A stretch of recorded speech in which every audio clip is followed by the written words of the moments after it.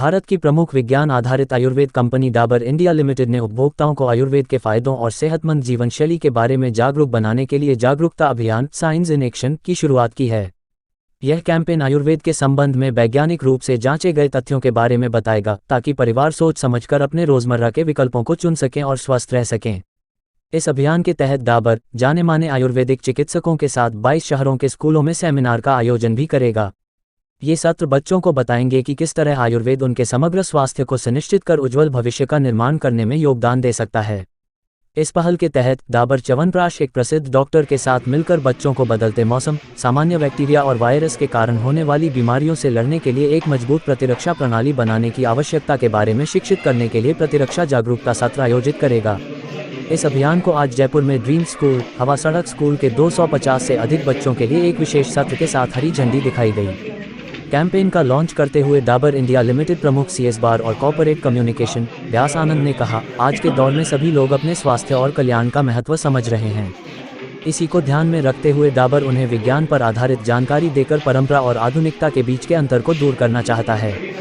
इस campaign science in action के साथ डाबर आयुर्वेद से जुड़े मिथकों को दूर कर लोगों को सही जानकारी देना चाहता है, ताकि वे आयुर्वेद के फायदों को समझें और इस बात को जानें कि स्वस्थ एवं खुशहाल जीवन जीने का सबसे आसान तरीका है अपने रोजमर्रा में च्यवनप्राश का सेवन करना।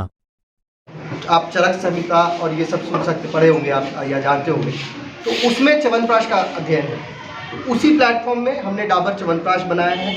उसमें 40 से अधिक आपकी जड़ी बूटियाँ होती हैं और च्यवनप्राश के हमेशा क्लिनिकल स्टडीज़ भी होती रहती है। अब जैसे आप पूछेंगे कि कोविड में आपने सुना होगा कि च्यवनप्राश की बहुत डिमांड थी, तो उस टाइम डाबर ने एक क्लिनिकल स्टडी भी किया था, जिसमें मिनिस्ट्री ऑफ आयुष ने हमें सर्टिफिकेट किया था कि हाँ, च्यवनप्राश खाने वाले जो लोग थे उनको कोविड से बहुत रिलीफ मिली है। मैं सर साइंटिफिक ये जानना चाहता हूँ कि क्या आयरन, क्या मात्रा होती है, क्या विटामिन होते हैं, कौन से विटामिन के है जी, तो विटामिन C है, तो आंवला जी इसमें होता है सबसे ज़्यादा। सर जैसे आपने खुद ही जवाब दे दिया कि इसमें 70%। सर से मैं जानना चाहता हूँ कि कौन से जो ऐसे हैं जो एक विटामिन C ज़्यादा रेगुलर हो। देखिए, जो विटामिन, जो एंटीऑक्सीडेंट विटामिन होते हैं ना, विटामिन C, E, A और K, ये सब जो बेसिक चीज़ें होती हैं, शहद हो गया, अपना गुड़ हो गया, बेसिक जो इसके कंटेंट्स है उन सब के अंदर होती है। ठीक है, वो ये एक्चुअल तो देखिए, मैं एक आयुर्वेदिक डॉक्टर नहीं हूँ, मैं एक एलोपैथिक डॉक्टर हूँ। मेरा फोकस यहाँ पे इतना है कि आपकी इम्यूनिटी कैसे बढ़ाई जाए, वो ऊपर। मैं किसी खास प्रोडक्ट को मतलब एंडोर्स नहीं कर रहा हूँ, लेकिन मैं खुद ये चीज़ का सेवन करता हूँ। देखिए, जितने सिस्टम ऑफ मेडिसिन है, भले आयुर्वेदिक हो, यूनानी हो, होम्योपैथिक हो, सिद्धा हो, सब अपने आप में अच्छे हैं।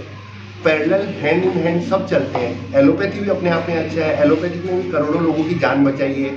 आयुर्वेदिक ने करोड़ों लोगों को बीमार होने से बचाया है।